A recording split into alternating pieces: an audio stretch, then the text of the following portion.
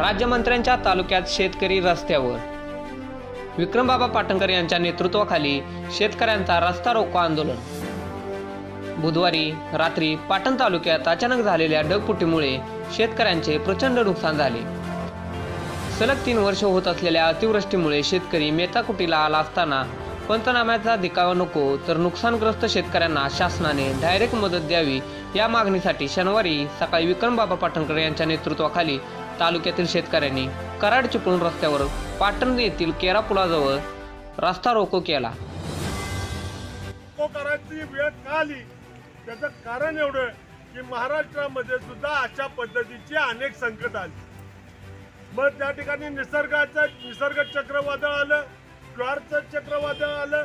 त्या ह्याच्यामध्ये त्या ठिकाणची लोक ऍक्टिव्ह होती, जी लोक जागृत होती, त्या लोकांनी तिथं आवाज उठवला। त्या कोकणातल्या शेतकऱ्याला त्या ठिकाणी मदत मिळाली, त्या पुणे जिल्ह्यातल्या शेतकऱ्यांना मदत मिळाली, परंतु सातारा जिल्ह्यातल्या शेतकऱ्याला कुठल्याही पद्धतीची मदत मिळाली नाही। आणि मग आज या सत्तेमध्ये सगळी लोक असताना या जिल्ह्याकडे या त्याकडे अशा पद्धतीनं अन्याय का, हा खरा प्रश्न। आज अधिकारी ज्यावेळेस या सगळ्या गोष्टीचा विचार करतात त्यावेळेस पाटण तालुक्यामध्ये सगळीकडे पाऊस झालेला आहे, सगळ्या शेतकऱ्यांचं नुकसान झालेलं आहे। तशाच पद्धतीनं जावली तालुक्यात झालेलं आहे, तिकडे शिराळा तालुक्याचं झालेलं आहे, चिपळूण तालुक्याचं सुद्धा झालं असावं, पण पडल्यामुळे त्याची धाक लोकांच्या लक्षामध्ये आलेलं नाही। सकाळी ज्यावेळेस शेतकरी उठून आपल्या शेतामध्ये गेला त्यावेळेस त्याचं शेत तिथं गायब झालेलं दिसलं त्याला।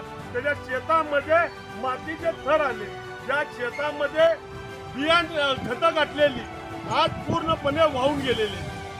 आणि अशा परिस्थितीमध्ये जी परिस्थिती निर्माण झालेली आहे शेतकऱ्याची, त्याच्या जवळचा असल नसल तेवढ्या सगळ्या गोष्टी त्यानं त्या ठिकाणी ओतला होता, आपला जीव त्याच्यामध्ये ओतला होता। आणि एका रात्रीमध्ये नव्हतं झालं। आणि किमान 1.5 तास झालेल्या या रस्ता रोकोत वाहनांच्या दोन्ही बाजूने लांबच लांब रांगा लागल्या होत्या। अचानक झालेल्या या रस्ता रोकोमुळे पोलिसांची एकच तारांबळ उडाली होती।